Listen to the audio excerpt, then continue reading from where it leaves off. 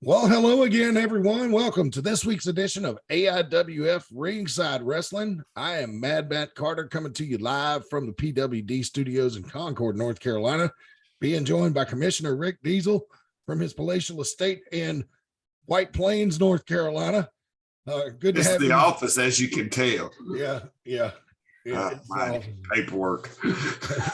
Yeah, you got to hold on to that stuff for how many years for the IRS? Four? 7.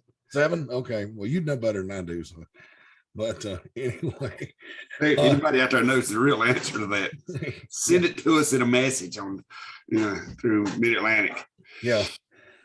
So anyway, we wanted to do a kind of something special this week because unfortunately, because of the hurricane, we had to cancel our October 1st show, which was unfortunate, but I think in the interest of everybody, don't even talk about that. Just forget like it was never happened, huh? Yeah, it's considering the fact that we canceled it and then it was perfect night for wrestling. But you know, Matt, you got to make those decisions sometimes reluctantly. But I will be honest with you that the building up there, usually when there's a lot of rain, gets some water around it. You know what I'm saying? I mean, because it's on a fairground. Let's just address the gorilla in the room. It is a fairground, and it is a grandstand at the fairgrounds, and they always they when they construct them things, they just construct them for events here and there, not all the time. Yeah, but it's one of the best buildings I've ever seen for wrestling. I've said that many times that there's not a bad seat in the house. It holds a lot of people.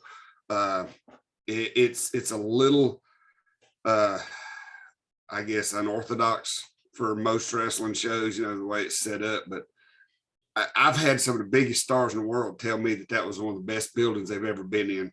Yeah, for a presentation for wrestling.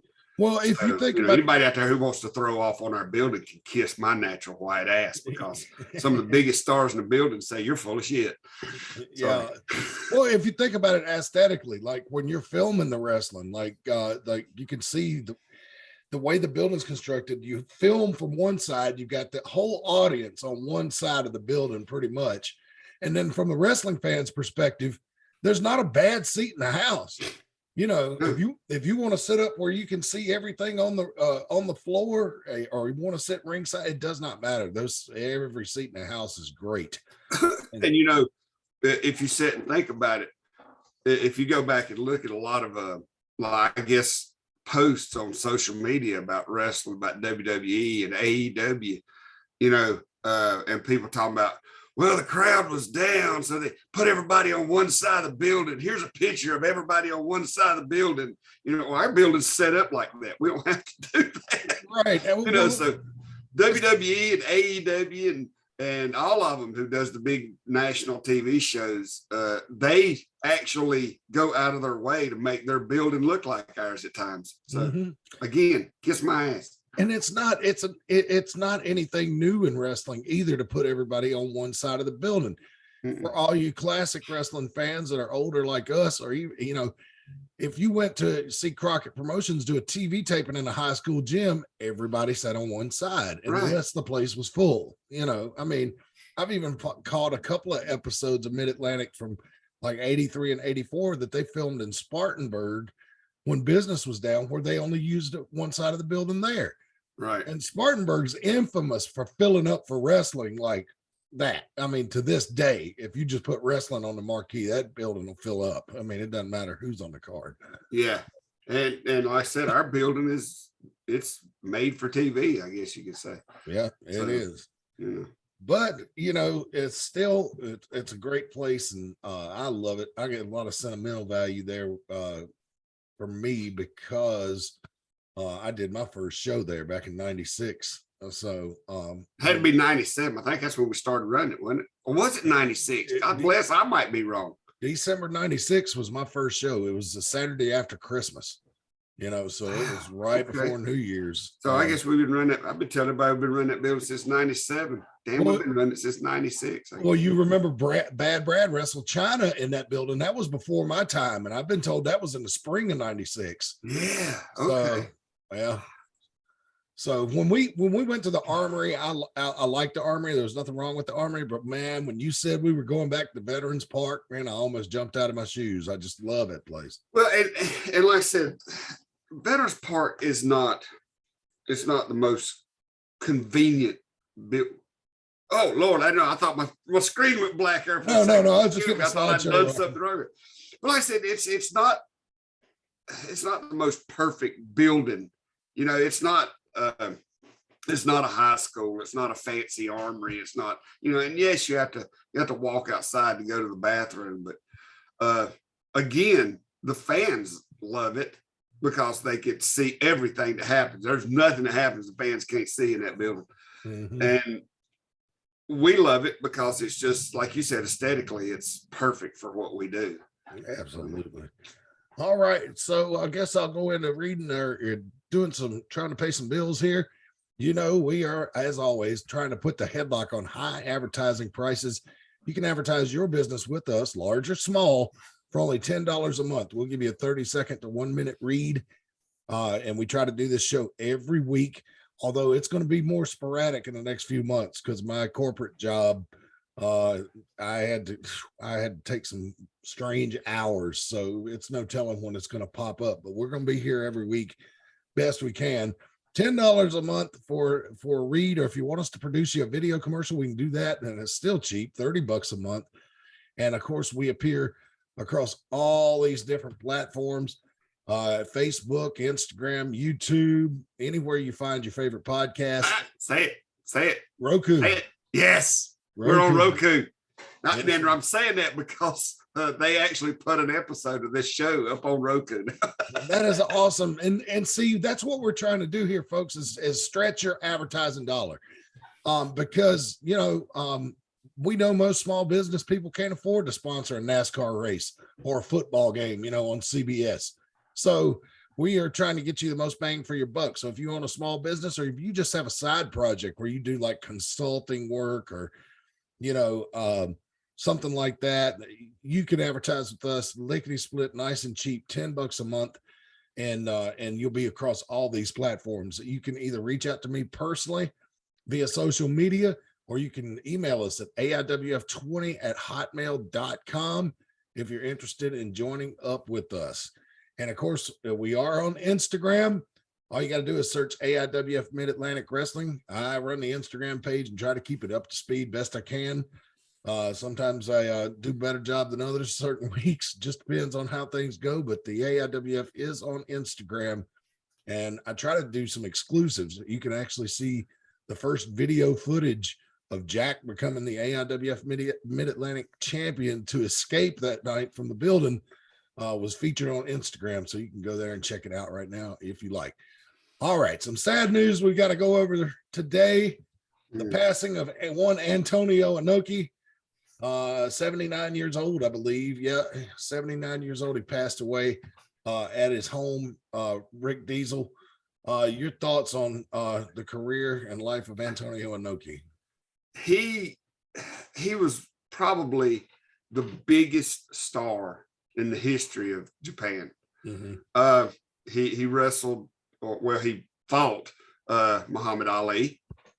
I mean, you know what I'm saying? I mean, in that picture you have there, he was almost as big as Andre the Giant. He could do anything in the business. He was a legend. Mm-hmm. Not only in wrestling, but he was just a legend, period, in Japan. Because, you know, over there, wrestling's a whole different animal in Japan than it is in the United States. And he was the king, period. I mean, you know what I'm saying? I don't know if you've seen that video. It actually popped up on my Facebook yesterday, I think it was, of the fans lining up to let him slap them. I saw that about 3 or 4 years ago. Yes. God, I bet there was 200 people that it was amazing. Probably at the rehab he had to do on his shoulder after that. No kidding. And I bet you those people paid for that privilege too. You know they did.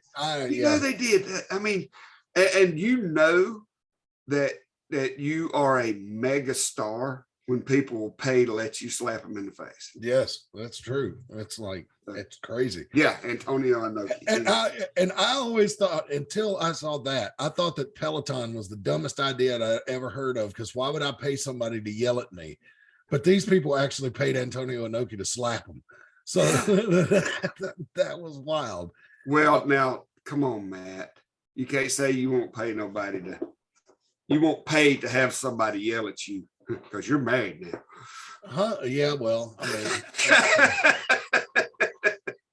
well, yeah, I don't get yelled at too much. I get a lot of mean looks, but it stays pretty quiet around here. So because I'm not a yeller unless absolutely have to. And let's see. I'm reading off NPR now. I thought it would be nice to share this with the fans. Antonio Inoki was revered for never being afraid of a challenge, whether it was dueling heavyweight champion Muhammad Ali or negotiating the release of hostages with the Iraqi government. That's why he was often called the fighting spirit that burns. Inoki died at age 79 after battling a rare disease called amyloidosis, or AMYLOIDOSIS. I have no idea. That's what New Japan announced on Saturday. His achievements, both in professional wrestling and the global community, are without parallel, and he will never be forgotten, the professional wrestling group wrote in a statement. Kanji Antonio Inoki was born in Yokohama, Japan in 1943, but spent most of his childhood in Brazil, where his family relocated. There, Inoki found a passion for professional wrestling and took on the name Antonio. He was soon recruited by Riki Dozan, one of the most famous Japanese wrestlers of all time, and returned to Tokyo to join the Japanese Wrestling Association, or JWA. Inoki quickly became widely popular for his versatility and charisma in the ring.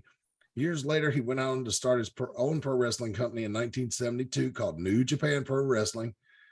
Inoki reached global fame in 1976 when he faced Muhammad Ali in a rare wrestler versus boxer match in Tokyo. That took place at Sumo Hall, I believe. The match became credited for pioneering what is known as today as mixed martial arts, where a fighter is allowed to use any style of combat. Off the ring, Inoki was known for his attempts to forge peace and diplomacy through sports. In 1990, Inoki was instrumental in freeing 36 Japanese hostages held in Iraq. Think about that. During his lifetime, the late wrestler also made more than 30 trips to North Korea, serving as one of Japan's few links to the authoritarian regime. Easy for me to say. Most notably, Inoki organized two large sporting extravaganzas, one in 1995 and another in 2014, held in Pyongyang to garner international attention. The first event, known as Collision in Korea, that ought to be familiar to you wrestling fans. There's been a ton of documentaries about that. Drew nearly 380,000 spectators and was considered the biggest pay-per-view in pro wrestling history. Although it certainly wasn't one of the best, but yeah, I remember watching that. In 1998, Inoki retired as a wrestler, and in 2010, he was inducted into the WWE Hall of Fame.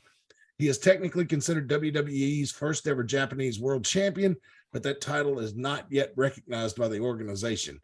Antonio Inoki was amongst the most respected men in sports entertainment and a bona fide legend in his homeland, WWE wrote in a statement.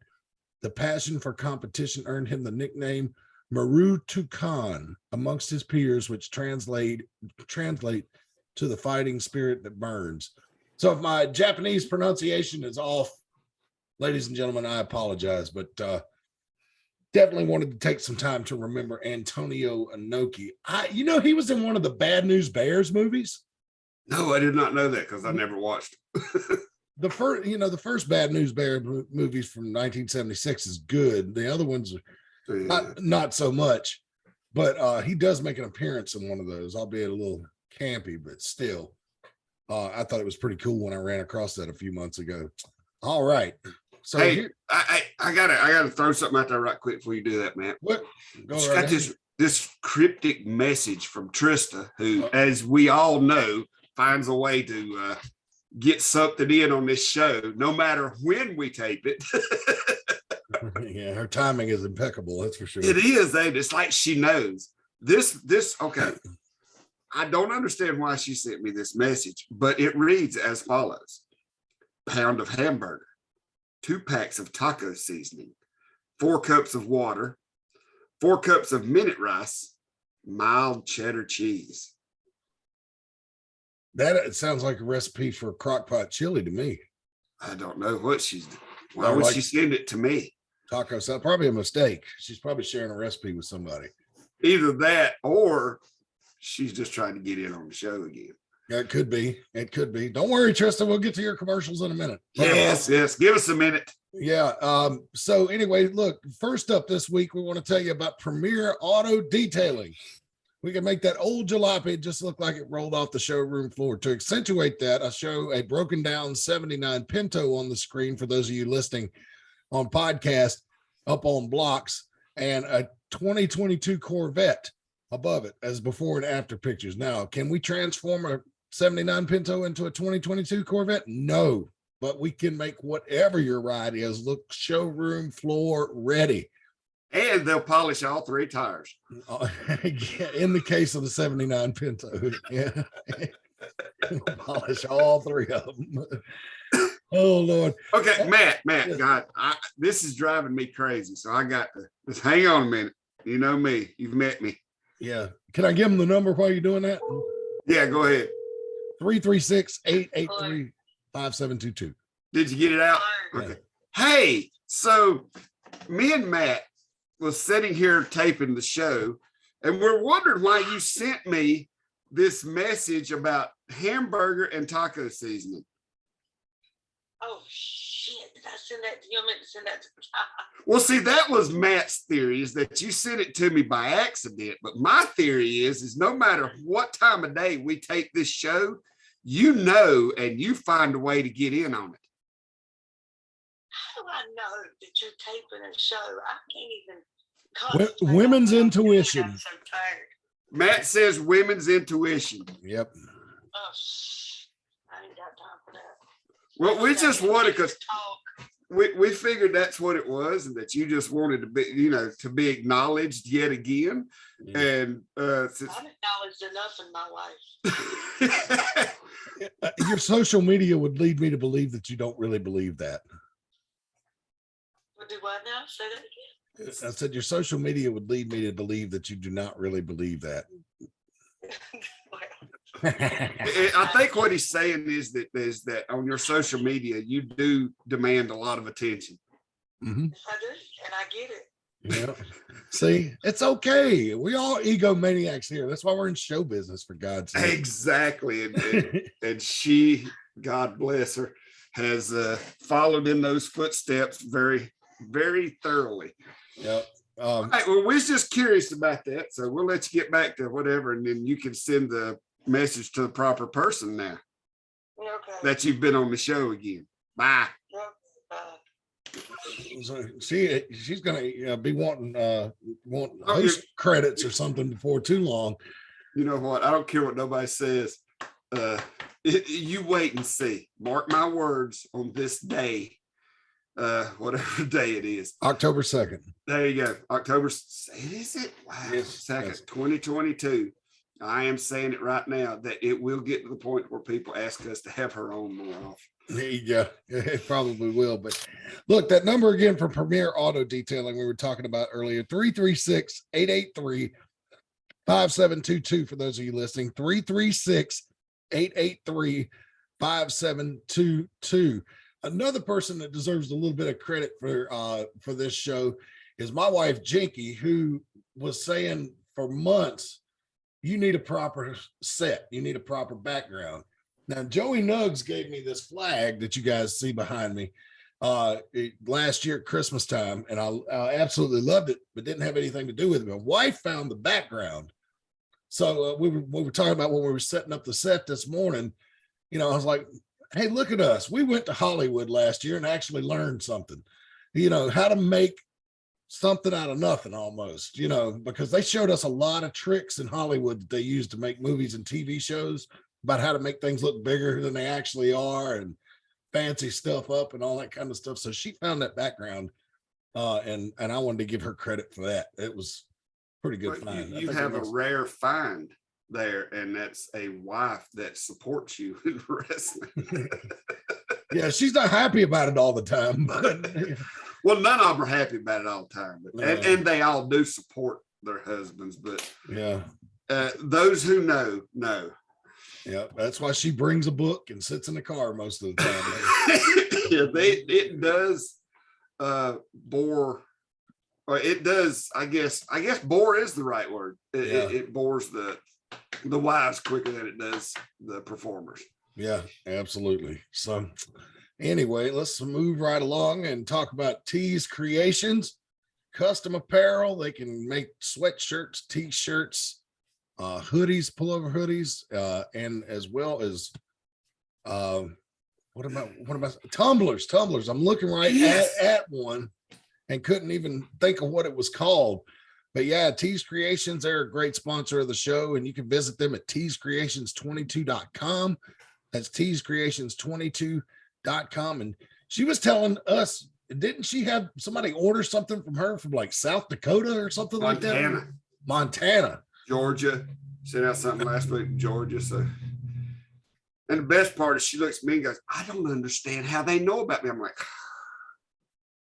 it's the it's advertising. Facebook.com/Tees Creations. You can look there too, but the website is awesome. teescreations22.com. You can order merchandise right off of that website, or it gives you other ways to get in touch with them. So, they can custom make just about any design that you could dream up. So if you want a custom t-shirts, if you're going to do the family reunion thing, sometimes people get t-shirts made up for their family reunions. This is a place to reach out, folks. Tees Creations, and their website again is teescreations22.com. teescreations22.com. All right. And coming up October 29th, Rick Diesel, here we go. It's time for Fright Night, our big Halloween show every year. And now my question is, I'm going to put out there for the championship committee is, since we're not able to have the Case and Kane matchup with No Comparison Joe Harrison, do the Sioux Dudes with Attitudes get a title shot by default, or what's going to happen at Fright Night? I think a hurricane's an act of God. There's nothing you can do about that. I don't see why the challengers would be penalized. The champions have to defend every so often, unless they're granted a special waiver. What's your opinion, Rick Diesel? Well, I think I agree with you in a lot of ways. I think that also on the flip side of that coin is that means you're assuming that Joe Harrison would have won that match. Mm-hmm. I mean, you know what I'm saying? So it's something that the booking committee has to sit and really think of. I'm assuming by next week we'll know more about the card, because as you know, the show right before any of our big shows, Fright Night, Deal to Steal, Extreme Content, Seasons Meetings, there's always a show to give everybody one last opportunity to get things set up in their favor for that show. So I guess the booking committee would just have to sit down and think, what do the fans want? Right. And if they do that, then yeah, there will be a tag title match that night between the Sioux Dudes and the Fighters Club. Well, so I'd say by next week we'll have a lot of big news on this card. Oh, I cannot wait. Fright Night's one of my favorite shows of the year because of other commitments I've missed the last couple or three probably. And I cannot wait to get back. Fright Night is awesome. And it's just ever since it started in 1997 at the National Guard Armory in Elkin, it has been just an unbelievable show. I remember one night in Elkin, I can't remember if it's 97 or 98, the freaking fire marshal came in there and said, "You cannot let any more people in this gym. There are too many people here." It was standing room only, And they made us shut the doors and stuff. That's not the first time it's happened to us either. So yeah. So I mean, and that's rare in independent wrestling, but very rare. It happened. It was freaking awesome. So Rick Diesel, I got a special treat for all the fans this week. If I can get it, find it here. We have some matches in the can that you sent me out of the archives that we'd like to share with everybody. Now, this first one's going to be a little bit tricky. Oh, where'd it go? Bear with me here. We're producing live to tape here, folks. So, but this first one is kind of an odd matchup. It took place in Wentworth at the Reidsville Armory. I don't know why the Reidsville Armory is in Wentworth, but that's what it's called. And it was Adam Page back when he was just first starting out. I think it was his first time around. But if you listen to the commentators, and I'm going to kind of take that down a little bit so we can talk over it and not lose the crowd that's just listening to the podcast. But it's a weird thing. And I want people to look at this now. Look at it then and look at Adam Page now. Yeah. I don't know why he tried to kick that kid there, but hey, whatever. This is back, I think, in like 06, maybe. I'm not real sure. I'm trying to talk over the music so we don't get popped for copyright from YouTube. But there he is, Hangman. Hangman, people. Yeah, as a young lad in Wentworth, North Carolina. And I believe this is like the first, I don't know why it's in our archives, but I think this Rick Diesel is the first SCWA show. I can't remember. I mean, that's what is the old Mid-Atlantic ring. So yeah. I don't know if it was, maybe. And here comes Ricochet on the way to the ring. I'm going to try to talk over this entrance too, so we don't get popped for copyright on YouTube. There you go. And you're going to hear during the match commentary from Valerie Diesel, who has disappeared into wrestling folklore over the last few years. Actually calling this match, and I don't know who the color commentator was for this particular event.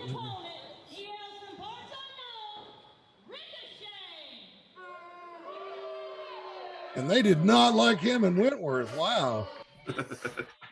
And referee Smiley in there. God almighty, the times we had with Smiley. Remember that? Yes. Oh, my goodness. I wished I could find that video that we done of him on the treadmill. I don't know. Do you remember that? We did a video with Smiley back a long time ago. And I think it was actually at this armory. And it was Smiley shirtless. I'm pretty sure he was shirtless on a treadmill to the music of Olivia Newton-John's Let's Get Physical. Oh, wow. It was one of the greatest things in the history of wrestling. That's a backstage vignette. Was Smiley on that treadmill. And you know him, he's giggling about everything, It's like he had a permanent feather tickling his butthole or something. Smiley, stayed around for a lot of years, and what he, we get on him for some of the calls he made, but he was quite an accomplished basketball referee, was my understanding. Yes, he was. Yeah. So wrestling wasn't his only refereeing gig. Yep. And look at it's amazing to see, Adam Page has certainly bulked up a lot, but let's face it, right here, he is basically right out of high school. He was still a teenager at this time. Yes. He had been coming down. I think he went to Boogie's camp and Mid-Atlantic. We were his, I guess his second. Well, that right there shows but never mind. But no, he would come down. He would train at Boogie's, and then he would come down and he would train with us also. Because I know everybody loves Boogie. Everybody loves Boogie's camp. Yes, but getting out there like he did and getting the experience in other areas while he was in training up there meant a lot. And anybody who does that is smart. But you can see look at the ability he had even back then. Yeah. Yeah, and you hear, if you watch this video raw, you can hear Valerie Diesel talk about, well, this is the first time we've seen Adam Page. So she had never seen him before, and she had been around the wrestling business for a long time. And I always was under the impression for some reason that he was with the Myrtle Beach crowd, but he was actually with the Danville, Virginia crowd. Yes. Justin Flash, Jason Blade, and that bunch. Yes.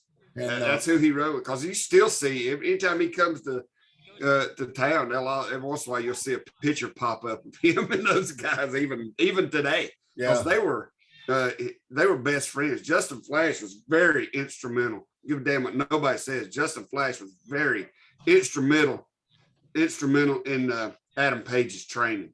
I don't care who gets the credit for it or what, but I sat and watched every time they come to a show, them get in the ring in the afternoon and run drills and workouts, and they were tight, man, very tight. And Adam Page learned a lot from Justin Flash. So, and let's give Adam Page credit too, because he was really dedicated to wrestling from the start and put a lot of miles while he was in the indies.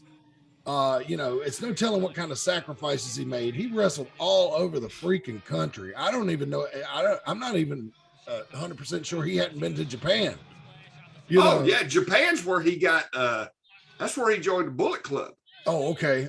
So yeah, he if I'm not mistaken, it was in Japan he got into the Bullet Club. But yeah, he did a lot in Japan. He was.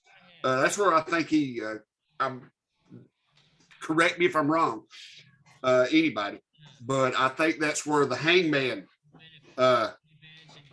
persona came into fruition. Yeah, these big words this week. I know there's a lot of $5 words flying around here, as Dr. Bill Payton used to say. But yes, it's really, don't sleep on that. Adam Page, did not sacrifice and has spent a lot of time crafting, his work. It was just something, I would see him on posters for like the big independents and big cities and stuff over the years as he worked his way up. And when he popped up on AEW TV, I was not surprised. I didn't even blink an eye. I'm like, yeah, that makes perfect sense. Well, there's certain people in this business that they say just have it. And Adam Page had it from the start. I mean, you know what I'm saying? He was the crowd loved him. He was very he was a student of the game. Oh, that was gnarly. He just got hip tossed into the turnbuckle. Oh, you see, he's always had that reckless style. Go ahead, Rick. I'm sorry to interrupt. No, you're I was just saying that some people have it, and Adam Page had it. And some people have it, some people don't. So he's always had it. Like I said, this is his first his first match with us. I mean, you know what I'm saying, that we've seen him on, and you can see right there, he had it then. Yeah, and this Ricochet's no slouch either. I have a feeling I know who that is, but I ain't gonna tell it. Ricochet's no slouch either. And well, now keep in mind, Ricochet has an independent wrestler's body. A lot of independent wrestlers have that body, so that could be anybody. Yeah. And I just heard Valerie Diesel say on the commentary, this was the debut show of Pure Pro Wrestling. Oh, okay. So there you go. And Pure Pro and AIWF Mid-Atlantic has had a working relationship for a lot of years. Right since, pretty much since Pure Pro began. And Adam Page was real big with Pure Pro too. Yes, he was. I'll tell you something. They're right in his backyard. I mean, you know what I'm saying? Yeah, and I'll tell you something. For those of you who are in the Danville, Virginia area, when Pure Pro Wrestling is running, man, and you want to see some exciting shit, go to a Pure Pro Wrestling show. It is wild. Absolutely. Every one of them I've been to just been great. So, and they run what is Rocky Mount, Virginia. I think they still run Danville. What is that little town right outside of where they really got their big Pelham. Yeah, it's right outside Danville, across the North Carolina line. Pelham. Yeah, literally, the only thing that separates those two communities is the state line. No kidding. If it wasn't that state line, Pelham would be a suburb of Danville. Yeah, it would. And look at this, Adam Page now going all the way to the top rope. For those of you listening, Swanton or Senton bomb, whatever you want to call it. Here it is. Depends on who's doing it. 1, 2, 3, got him. And did not hook the leg until the last second, but still got the pin. So there you see Adam Page when he was a strapping young lad just starting out in the wrestling business. Pretty cool, huh? Sorry, that was before Jim and cheeseburgers. Jim and cheeseburgers. But it was really cool when AEW came to town, although I've told you that I was disappointed in the quality of that show, that Battle of the Belts. But it was kind of cool, man, at the end of the night for Adam Page to come out and work a 6-man. I think he was AEW world champion at the time. And I told my wife, I was like, look at little Adam Page. He has come so far. I still call him little Adam Page because, when I first met him, he was little, but he's little Adam Page. Yeah. Little Adam Page. And what I'm glad of is that through the years, he didn't get into somewhere where they changed his name and try to make him somebody that he wasn't. Right. He stayed true to himself throughout the years, and I'm glad he did that. Yeah. The fact that he's kept his name over all these years is just crazy to me. Well, it's amazing because look at WWE. They don't want fans to think anybody was anybody before they come there. So they change everybody, give them their own. And that makes sense because they copyright it and trademark it and, sell the gimmicks to it. So, yeah. And Ricky Morton told me one time for years, that's why him and Robert never sold the rights to their stuff to them, because they could make as much going around to independent shows selling their own stuff as they could make off of that. And that's why it took them so long to, give WWE the rights. And I'm pretty sure that's why they didn't go into the Hall of Fame for so long. Yeah. Well, I believe it too, because if you go to anywhere and it's time is winding down, folks, the Rock and Roll Express already had their last match in Mount Airy, but if you go to any show they're on and you look at their table, they've got just about anything you could want, and reasonably priced. They're not out there gouging fans. And I think that's why they've made so much money. Part of the reason they made so much money out of over the years is they sell stuff that's affordable. Right. And so anyway, but and we've got another match. We'll take a look at some former AIWF superstars that have moved on to other things.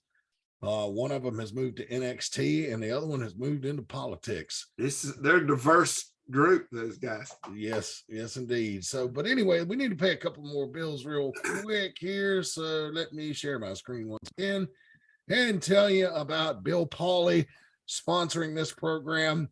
And Bill Pauly tells us that he is sponsoring this program because he's been disabled and he was told his whole life of all the stuff he couldn't do because of his disability. He's been in the wrestling business for 14 years now, and he's starting over as a referee.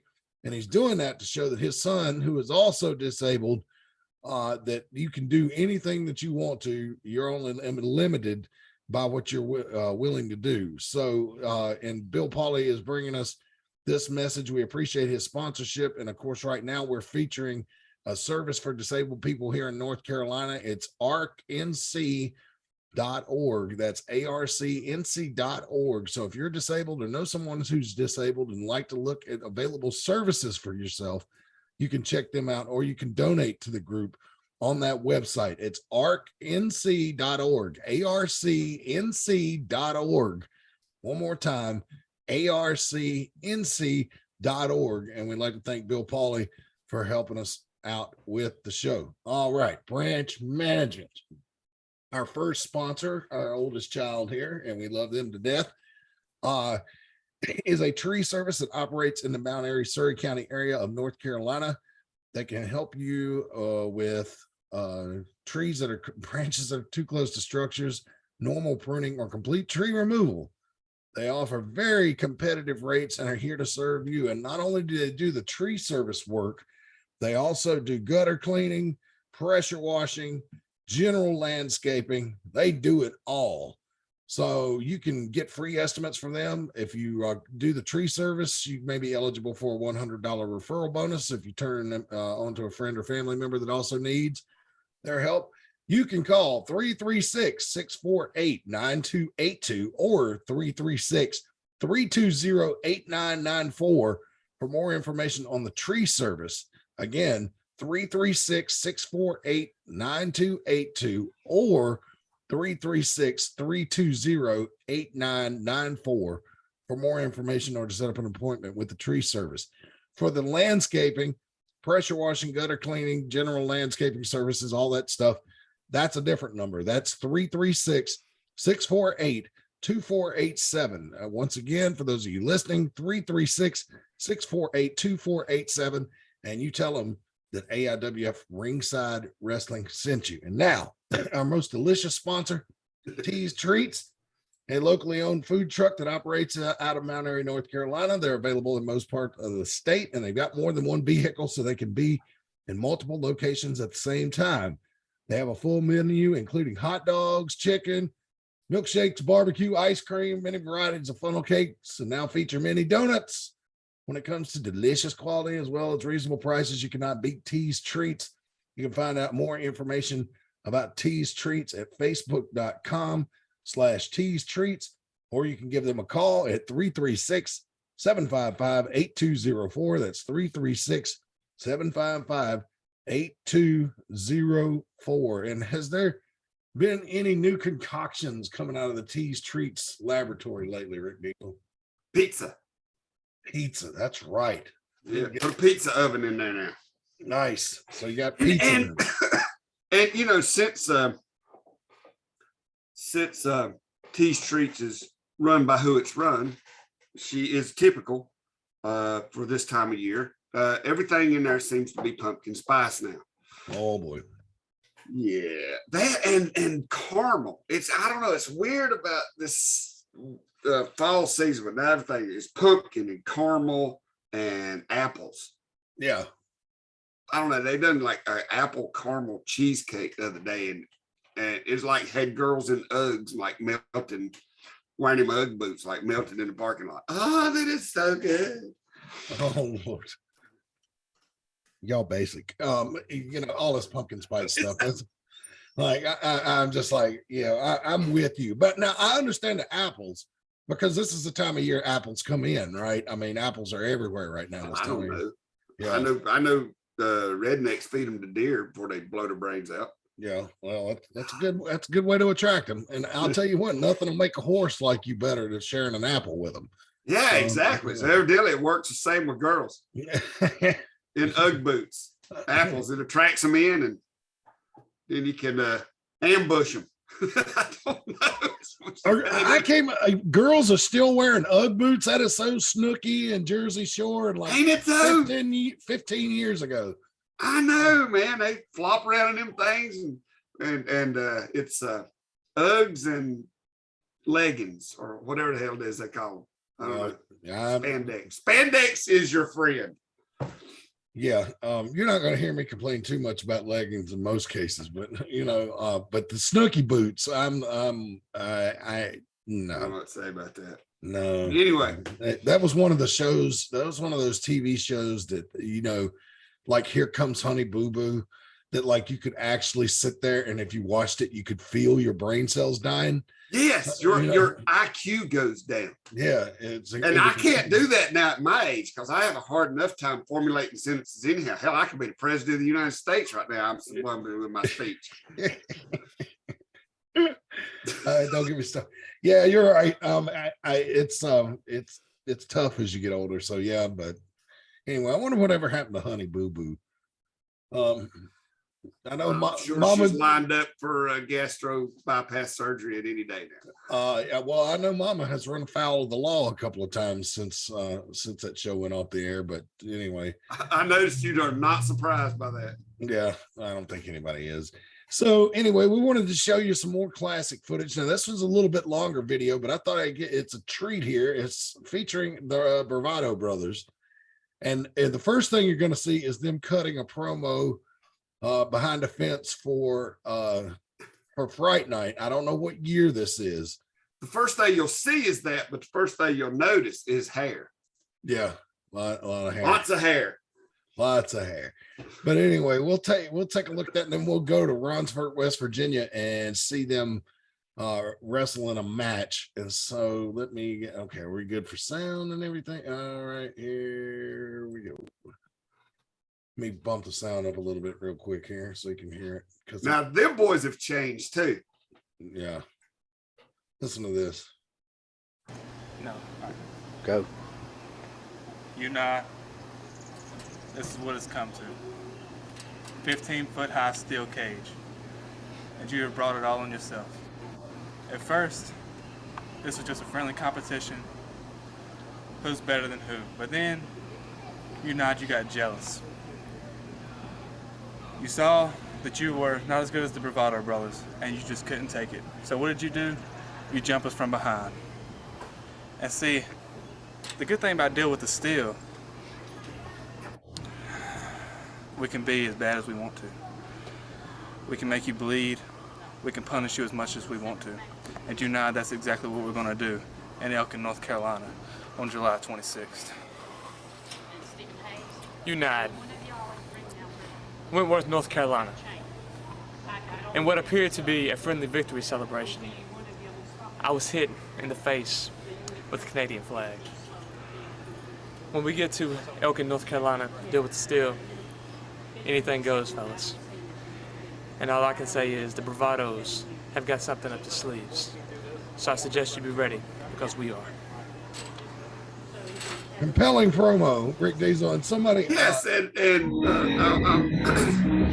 just keep in mind, Triple H and the Libertarian Party, that these guys were just starting out. You see what I'm saying? And they were, you know what I'm saying? They were still learning. Their wrestling skills was awesome, but they were still working on their promo skills.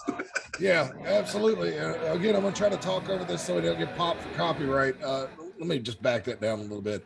And so here they are in Ronsford, West Virginia, when they were AIWF Tag Team Champions. Yeah, this was before I think the world titles and the traveling championships started. Am I correct? Yes, and this was one of our, this is one of our first, this might have been our first show ever in Ronsford, was it?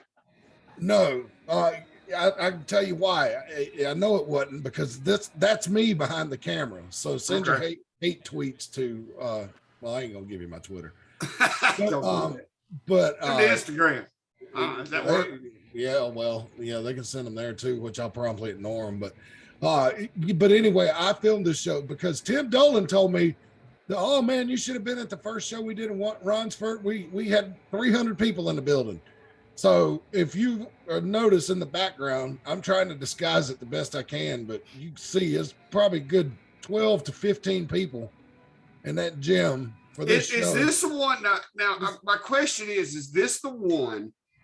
Is this the show we done during, was it no, it was not some kind of a. Oh, Jimmy Love and Jason Blade. Or was it? No, it wasn't. It wasn't a festival or nothing. I think that's the one where we had so many people at. No, okay. And here comes Jimmy Love and Jason Blade.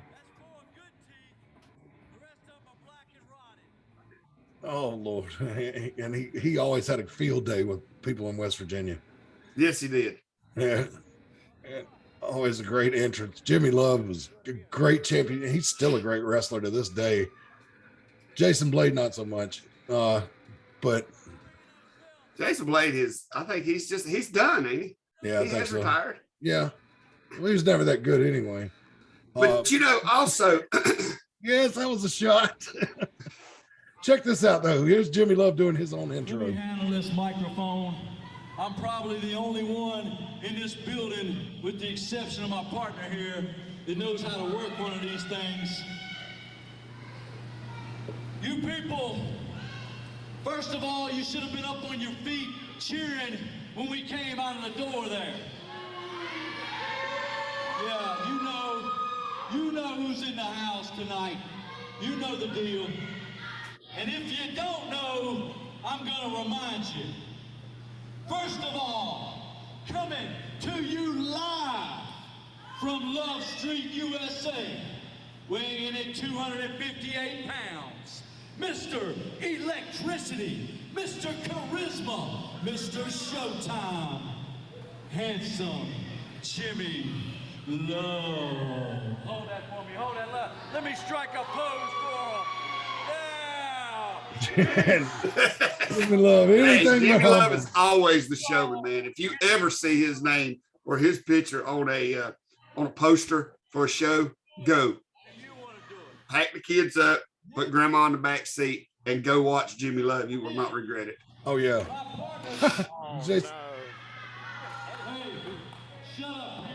Jason Blade almost fell off the ring steps getting into the ring, and then told me, "You better edit that." Like, no. Too late. Yeah. But you know, Here it is back to haunt him all these years later. Also, Matt, you know, you're talking about West Virginia. This is a different part of West Virginia than what we were used to back in the 90s. Yeah. Remember War, Bradshaw? Well, There was a lot of people come to those shows. Yeah, it was. Well, they didn't have any other entertainment in town. Yeah. My God. I remember we used to go to Big Creek High School back before they tore it down. You know? Oh, they tore it down? Yeah, I think they did. They shut it down. No, okay. I think they tore it down. Well, there's enough lead in the water, you know, eventually. Or coal dust. Yeah, I'm telling, whatever it was, made me sick. But yeah, it wasn't safe to drink water in them old coal mining towns. It wasn't. I tell you, and if you want to see, if you want to see somebody having a good time in their latter years after wrestling, look up Jason. What is Jason's Blade's social media? I can't remember. I can't either, but find him. He goes through a lot of beer. Him and Jimmy Love both. Yeah. Jimmy Love goes through a lot of beer. God bless them, man. They're loving life. That's what they're doing. Jimmy loving life. Yeah. But this, like, you can hear the ring announcer, maybe not, talking about this is for the Mid-Atlantic or the World Tag Team Championships at the time, as the referee holds them upside down. But nonetheless, I'm a stickler for details. There they are. You got to be, man. Yeah. One of them was upside down, the other one was right side up. You couldn't tell because the one that was upside down was on top of the one that was right side up, but nonetheless. So here you're seeing the Bravados, and of course, all you guys know that Harlem Bravado, the one with the long hair, is an NXT now. He's called Andre Chase, and he runs something called Chase U. I think I've seen him once or twice on there. And his brother, Lance Bravado, has gone into politics and is in the Libertarian Party. Oh, which it is Rockingham County, North Carolina. Yeah, Rockingham, where Eden and so Reed's around the Eden Rockingham area. So I don't know if he's up for anything in this upcoming midterm election, but check him out. Listen to his platform, and if you agree with him, go vote. Yeah, that's as political as I'm gonna get.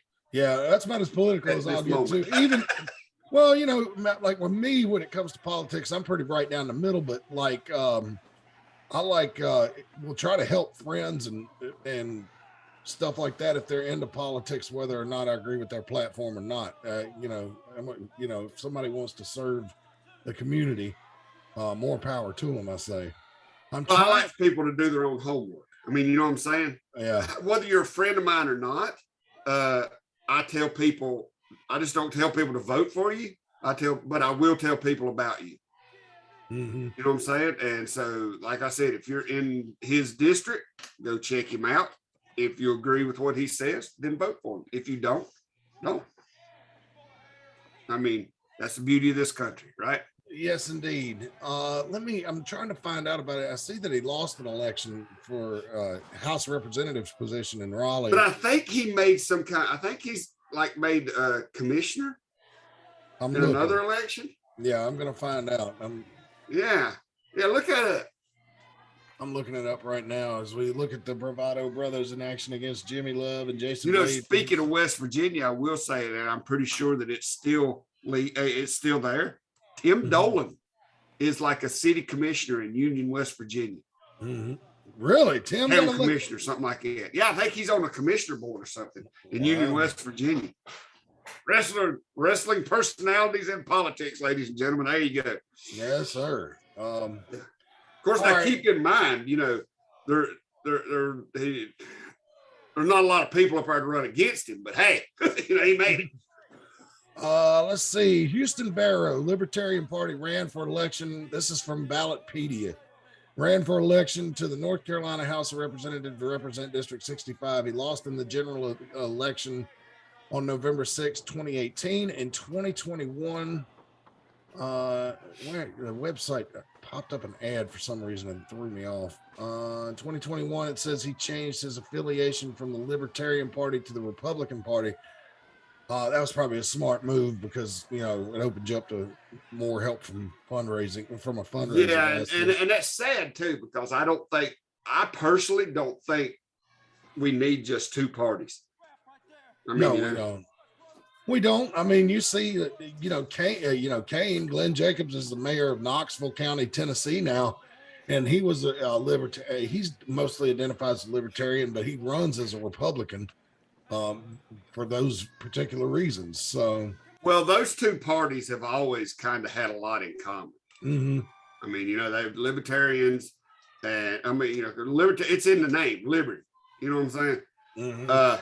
And Republicans have always, and it's in the name, republic. Which, God bless, why are we getting so political? The United States is not a democracy; it's a constitutional republic. I thought it was a representative republic, but anyway, I'm looking here. Vote Tuesday. Yeah, he's running for Rockingham County Commissioner. According to this but yes, it's upcoming. Is he not already a commissioner there? He might be. Is he running for re-election or just election? Let me see. I'm trying to look at the ballot here.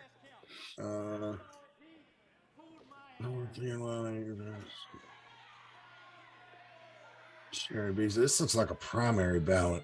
Federal offices. No, it's not. No, maybe he won the primary.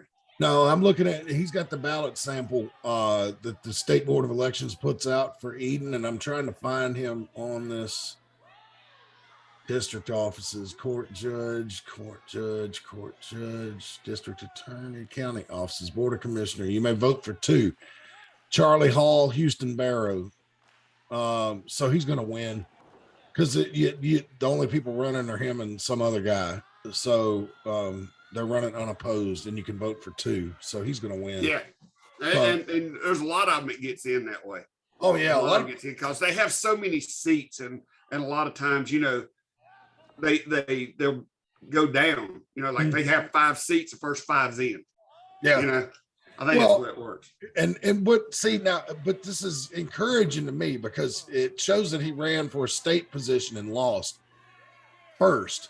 Now he's dropping back to local, and I think that is where politicians can do the most good at the local level. Once they get to the state level, they can still be effective, but not as much as they can at the local level. And by the time they get to the federal level, you know, I mean, it's not in the nature of the federal government. Lobbyists get to them. Yeah, it's not in the nature of the federal government to do anything but fight wars and collect taxes. So right.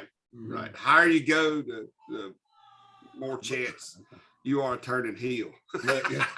or being less effective. So I think that's great for Houston, man. Keep up the good work. I took a civics class here in Concord, you know, and they're desperate to have people help serve on these boards and stuff like that. But with my schedule, with my regular job and my hobbies, I could not dedicate the time to it. But so I got to give Houston credit. When he stepped away from wrestling, it looks like he's really getting involved in local politics and something that he has a passion for. And despite, you know, political differences we all may have. It's important, man. You know, we got to have people that are willing to go out and fill these positions that are on the up and up, you know, especially at the local level. You know, somebody exactly. And I don't know if this is political or not, but I did get an email a few months ago asking me if I'd be interested in being a member of the Virginia Athletic Commission Board of Wrestling. They want me to sit on the wrestling board. Wow. In Virginia. I never answered the email. Yeah. Because I do not want to be a part of something I am so against. They would not want me to be there either. I'd be like, just let them do it.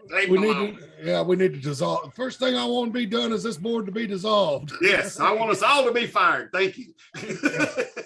Which is kind of odd to me because you're not even a resident of Virginia. I know, but evidently you don't have to be. Or they think I am. I mean, but I don't know. You've probably got a promoter's license up there at some point. Oh yeah, I've promoted in Virginia since what, 95?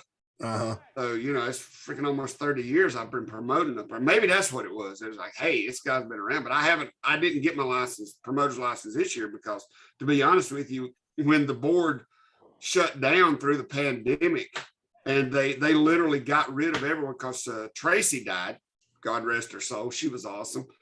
And then they just like got rid of the rest of the board, and then the politicians took over. Yeah, and you know what I'm saying? And they're going to want to collect revenue.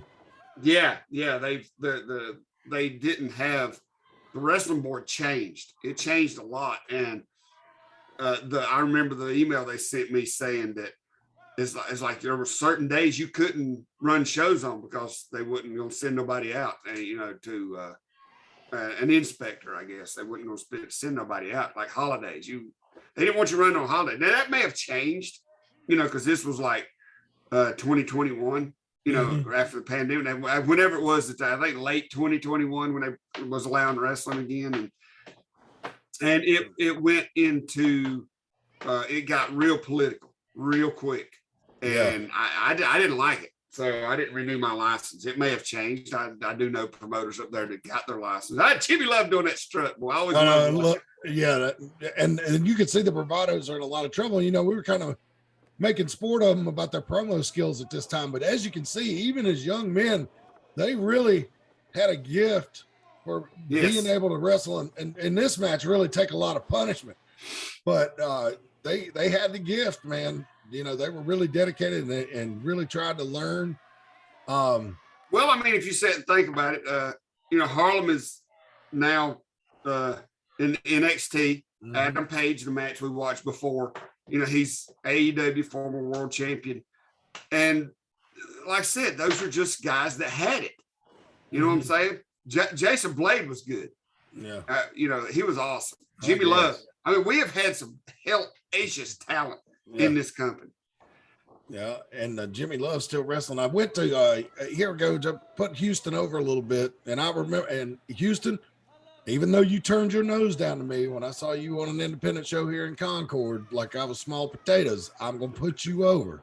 HoustonBarrow.org is where you can go to donate to Houston's campaign, or you can mail your check to his campaign to 349 Garden Road, Eden, North Carolina, 27288. So that's 349 Garden Road, Eden, North Carolina, 27288. Houston, that will be $10, and I will collect that when I see you. And make sure you're not violating any campaign finance laws. Yeah. I don't know how that works. I've never donated to a campaign, although they ask me a lot. Yeah, no, I don't do that either. Not a big fan of that. But I mean, I know Houston, so if I was going to give money to anybody, it would probably be him. If I was, you know what? If I was, it would be him. Yeah. Maybe I'll send him $5. Yeah. I mean, every little bit helps. A hot dog. Well, I mean, you know, I don't know what if he can roll over monies collected for another election, because I mean, he's one of only 2 candidates on the ballot, so I know he's going to win. Yeah. So I don't know that he needs that money right now. I'm sure he'd take it, but because, you know, you can only spend campaign donations on certain things. You got to be real careful because the IRS watches that. Right. But you know what? Let me tell you something else. And we've talked a lot about this, but this is an interesting subject. Even though it's a wrestling show, we have a wrestler here who's into politics. Yeah. So it crosses two planes here. But even if you don't really care about what he's doing now, Houston, I love his slogan, Houston, we have a problem. That's perfect. He was born for this.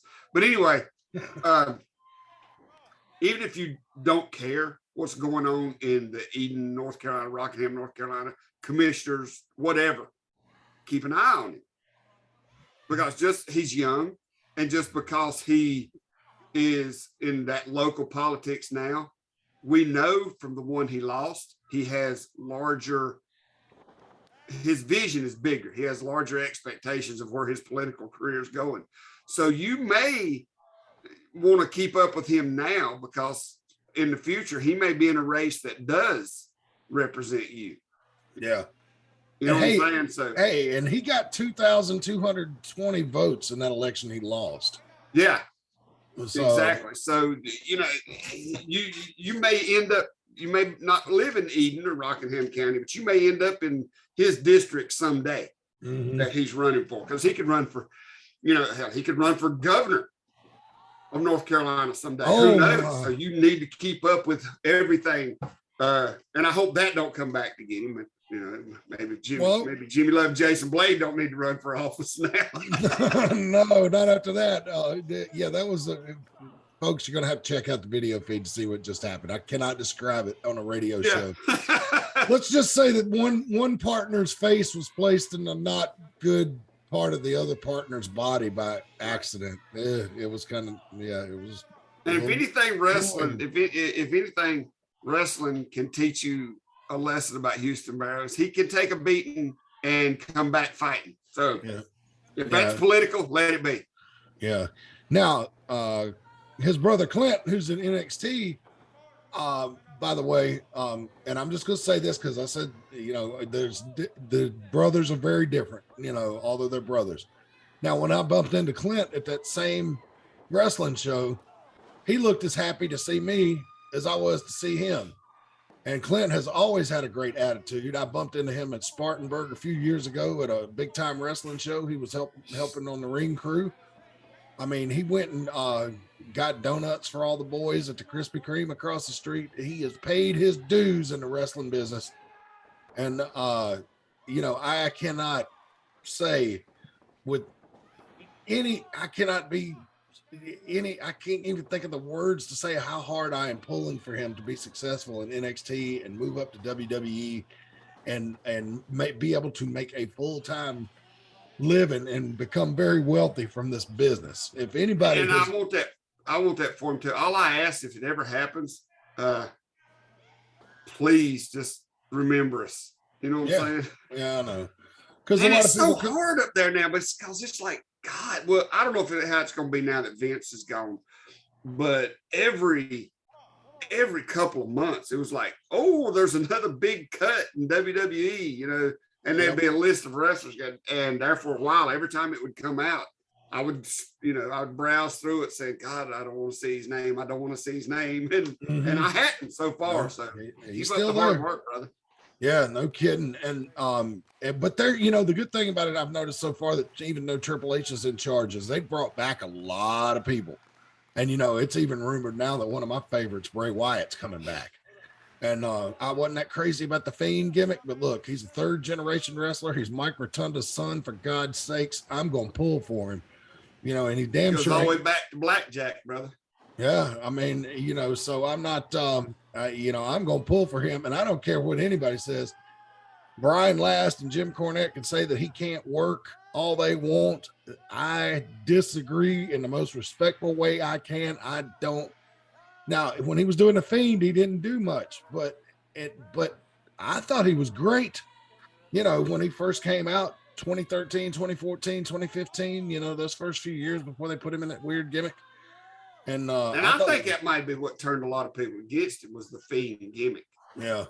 Even though he did it well, he did the best he could. I really think the old expression, he turned chicken salad, made chicken salad out of chicken shit. you know, that was a case with that Fiend gimmick. I thought he did the best he could with what he had to work with. Well, the stupid Firefly thing, whatever the hell that was. Firefly. That was a little much. Yeah. I couldn't stomach that. Yeah. But I mean, you know what I'm saying? So, but man, he did it. He did it with a smile on his face. God bless him. Well, you have to keep the checks coming in. Yeah. And, I mean, you know. Yep. And so I'm hoping he comes back and they go back to more of what he was doing at first, you know, being, you know, some kind of crazed religious nut or whatever he was. That doing. was good. I think that was when he was at his peak up there. Yeah. He had really Children of the Corn type feel to that whole thing, you know. Yes. And people loved it. And yeah. why they got away from that, I'll never know. But I mean, I understand why they change up gimmicks, because in wrestling, you know, it gets stale quick. Well, it's not like the territory. Yeah, it's not like the territory days where you can, if something gets stale, you just go somewhere else and disappear for a while, right. And you come back a year later and be hot again. I mean, the national promotions, you can't do that. No, you cannot. And look, the Bravados have finally got the advantage. Look at this.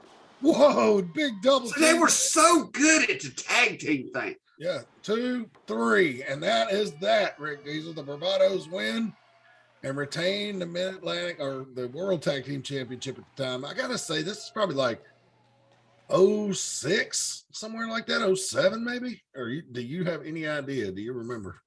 I really cannot remember. I could probably look it up. But and you know what? Anybody watching this, and don't let the Facebook views fool you. We get our share of Facebook views, and the show does good. Yeah, but there's a lot of people. You'd be amazed, because I was like, you know, we get the same 300 or 400 views on Facebook, and then I got to talking to people, and you'd be amazed how many people checks this show out just riding to work. Yeah. Because I totally forgot that you can listen to this show on podcasts. Yeah. You know what I'm saying? I've talked to people, like, yeah, I listen to it on, you know, when I'm riding in the car all the time. Yeah. Like, wow. Okay. Yeah. And our numbers are, you know, have been steady for a while, but they're starting to pick up on the audio side a little bit. Yeah. But it's just like, I think it's kind of like I tell my people at my corporate job, it's like shampoo, rinse and repeat, rinse and repeat. The show is there. It's been there for about 6 months now. It's continuing to get episodes on there. And when people subscribe to it, they get a little notification. It's just, you know, it's going to take a while for people to know. There's so many on podcasts is everything. My God, it's got to the point now to where it's like, what is iHeartRadio and the Sirius XM? I mean, they literally have commercials now talking about all the podcasts. They got a podcast about everything, you know, alligator rape. Anything, you know what I'm saying? Yeah, they got freaking you're right. Anything. There's a podcast for. Yeah. So alligator rape. Oh, make sure. I mean, you know, they talk about everything. Yeah. And there's so many to choose from. So having listeners at all is something. And it's nothing I want people to do. Let me or Matt know. Tell us on you can. I guess I can send it to you on Ringside. Let us know. And unfortunately, the Zoom glitch has kind of pushed us into recording this thing instead of doing it live. Yeah. And I'm not going to lie to you, I kind of like the recording thing rather than do it live, because the live worked me, because I had to, you know, keep up with. Yeah, because you watched the chat. Yeah. I watched the chat, and now I can get a little more involved. And I know people like the live, but let us know what you think about this, because it gives us a little more creativity. I can get more involved, and honestly, we can accommodate guests a little more, and I'm hoping that we'll get to that point. And I mean, I'm not saying we won't go back to the live, but yeah, we can. I do know that your schedule coming up probably between now and Christmas is going to make the live hard to do. Yeah. Oh, it's going to be next to impossible on Monday night at 7:00. Ain't happening, because I'll be working. You know, right. So. But that don't mean we still can't do this thing and post it Monday night at 7:00 or somewhere around that area, but it'll be there. You'll get a notification. We're going to let people know. And if you're okay with this format, it might be a format we can stick with, maybe do a live show every once in a while. Yeah. But me and Matt both has talked about toying around with this thing and doing different things with it. So who knows where it'll go from here. Yeah, and I'm hoping that we can, get into. My goal with this is to be able to show more matches, more classic matches, more current matches. This company's been around for 30 years, and we have, and I'm telling you, the video archives are fucking incredible that we have. And so I am hoping we can feature more of that. I want it to be out there on the internet so that until the sun burns the planet up, people can enjoy it for generations to come, Yes.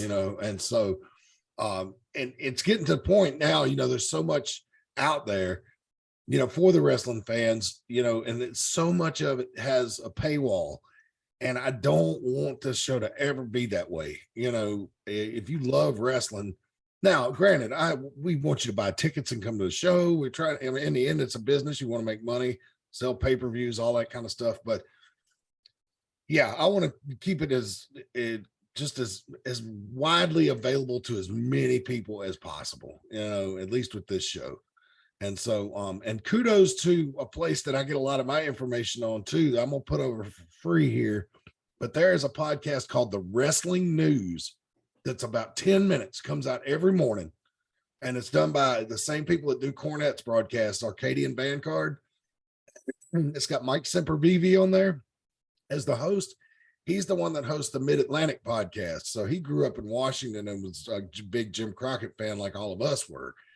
And he does that show. It's called The Wrestling News. Look for a big yellow square, and you should, and everybody out there should check this podcast out. It is very informative. They do not give opinions, no bullshit. They report attendance numbers. They report results from here in the United States as well as Japan. It's great. Can't put them over enough. But Speaking of over, my God, I just looked at the time. We've been going for a while. And I don't have a clock running anywhere where I can see it. It's. Oh, wow. It's almost 11 o'clock. Yeah. We're taping on Sunday, October 2nd. And we're going to try to get this out to you guys in the next few minutes. But yeah, Rick Diesel, this has been a long show. So do you have any final thoughts? Anything you want to share before we go? Fright Night's coming up in a few weeks. We hate that the hurricane kept us from having our show on October 1st, which means it's going to be a while before everybody gets their next dose of Mid-Atlantic. But, absence makes the heart grow fonder. Mm-hmm. That gives us the time to really plan a big show for you on the 29th of October in Mount Airy for Fright Night. I think they're going to do the trunk or treat that day with Veterans Park. Oh, okay. We're also planning some other things to make it a little more fan friendly, a little more, to make the fans have a little better experience. So maybe. Stay tuned. Yeah, it sounds like Yes. This is tailor-made a Halloween show for Ricky, the Mid-Atlantic ring rat, because he likes to hand out candy. Yes, anyway. I've seen him in a while. He needs to get out there, man. Yeah, this will be a perfect day for him. So maybe we'll see Ricky on Halloween weekend. But we will be back here with you to talk some more wrestling next week, although we don't exactly know what day or time. Probably end up doing this on Sunday again. I don't know. We'll see how it works out. But for Rick Diesel, I am Mad Matt Carter. Thank you for joining us. We'll see you again next week. And until then, so long for now.